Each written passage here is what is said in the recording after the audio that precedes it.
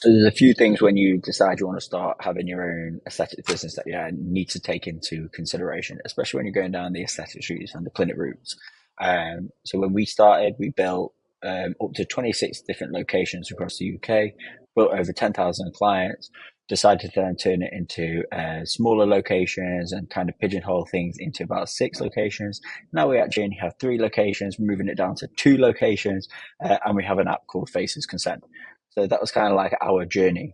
What I learned from that was when we first initially started, myself and my business partner, we actually had another supplement company that was a health drink supplement that was in Holland and Barrett. And this was the purpose of where you could take a drink. It had all the vitamins that you needed. It was in a shot and that would help you lose weight.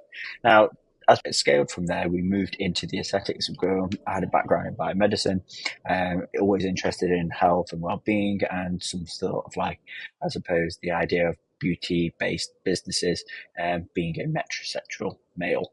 So we moved into the world of aesthetics and couldn't actually understand how it would work because people would come to you, they would have a treatment such as lip filler or Botox, and then they wouldn't need to come back to you again for about 3 months or 6 months or 9 months. So that meant you could get a client today and that client wouldn't come back for another 6 months. So the client would see you probably twice a year, which means that if you want to be busy every single day of the year, so let's say 300 days a year you want to work, you want to have 65 days off, that means you to get one client every day, you actually need 150 clients in order to be busy all year round with just one client per day. So 300 clients means you're busy 2 clients a day over the course of a year. Get my maths? That doesn't seem like a lot. You think that I want to do 5, 6, 7, 8 clients a day. The lifetime value of that customer over the course of a year, you need to build up that audience. Now, it's not like having a haircut that you go in as men, you go every 2 weeks. It's not like having your nails done or eyelashes done where you go every 2, 4 weeks. This is a treatment that is a long-term treatment. So what we did to help scale our business, we worked in many locations across the UK, all the way up from Carlisle, Newcastle upon Tyne. We worked in Sheffield, we worked in Leeds, we worked in Manchester, we worked in Bristol, we worked in Bath, we worked in Hereford, we worked in Cardiff, we worked in Newport, we worked in Deal, we worked in Kent, we worked in Brighton, we worked in Bournemouth, we worked all down that coastal area. As you can imagine, very exhausting. We worked in Birmingham, Manchester, and these areas, this was exhausting. We used to travel down and we used to go. But what that meant is we could pick up a customer, we could have a day of maybe 10 clients, knowing that I wouldn't see them again for 6 months. The following week or 2 weeks, I could pick up another 10, which meant I could spend the whole time on my admin, grouping them and building them up, spending that course, building the client database, but then visiting every 2 weeks on rotation. I'd give a cut to the salon or the clinic that I was partnered with. It would either be a room rental of, actually it was quite expensive at the time, it was like £200 a day room rental, or it'd be like 10% or 20% depending on the deal that I could get with them, whether I brought my own clients in or they would get me clients.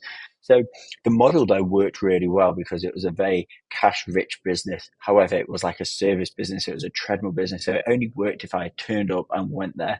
And also it meant that we were paying for hotels, we were paying for meals out, food out, had to make sure we had enough stock, we were getting shot shipped to the right area as well so it could stay refrigerated. Actually a logistical nightmare, but because we kept seeing the dollar signs, we thought this must be a great business model. Um, Fast forward 9, 10 months of doing this, and probably I think it was like 9,000 clients later, I ended up in hospital and I had a car blow up and we broke another car, and it was just becoming too much because the long days would mean that we'd be working from maybe like 8 a.m. in the morning, starting on clients, working all the way through to 9 a.m. Some clients we even worked through to like 10:30, and we'd be working on this production line, which is where Faces came in because there was no way I could gather consent and do a paper consent and make sure it's detailed and take pictures and print it off and match it in with batch numbers. I needed something that was digital. Hence where my co-founder helped start up with the Faces Consent app. It meant that we could take live photos. It meant we could update it. We could take it in real time and it would be signed, documented, time-stamped, everything that an insurance company needed. Perfect. That's the scale of that. But moving on anyway, the business where we were meant that we were growing really quick, no control, couldn't control our growth, and it was so chaotically busy. But then what happened is as the aesthetics industry started to get more saturated and busier, and I couldn't be there when a client called up, and after you built this client base, you actually lose them because the client goes, "Hi Ash, I'd like to have a treatment with you tomorrow or in 3 days' time." Sorry, I'm not available. Like I'm not there. I'm not in that area. I'm in another location. At the beginning, they were quite forgiving because there wasn't as many people in the industry and people trust you in your face. But after a while, after about a year, people started to lose their trust and their patience with you because what they wanted is they want somebody who was more attentive to them, who could see them when they were ready.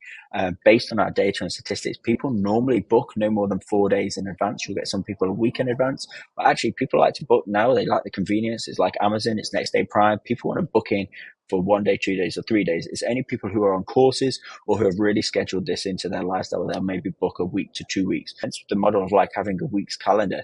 People like to work week by week. This actually was a big loss for us and it cost us a lot of time and clients. We lost a lot of areas. And what went from us doing like 12, 13 clients and 14, 15 clients a day meant we were actually only doing like 6 clients a day.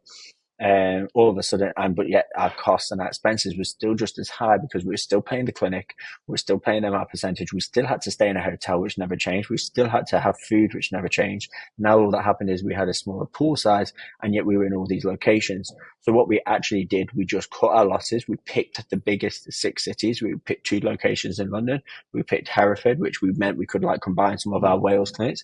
We picked ourselves in Sheffield, so we could work with our Sheffield, Nottingham. Sometimes as well, we could do Leeds, so we brought them people in together. We worked at Staffordshire, which was where our training base was, and then we also worked in Bromley as well, down in London, one area in Kent that used to do really, really well. These were our main locations. That's all we did. We built that up and we worked as hard as we could to just do that, which meant then every single week we were on rotation. And again, that worked really well. But then as the market got saturated again, we found that people were like demanding next day, 3 days, and we just couldn't commit to that. So then we began to look out. And at the time, Faces was doing well. So luckily for us, it was the time that we could scale down into 3 flagship models.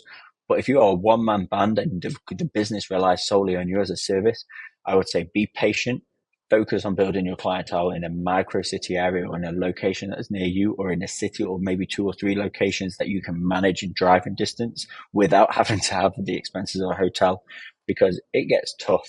And maintaining it and managing it, somebody else can say, I can do it cheaper and I can do it tomorrow and I'm just as good or I'm just as qualified, or actually look how good my Instagram is.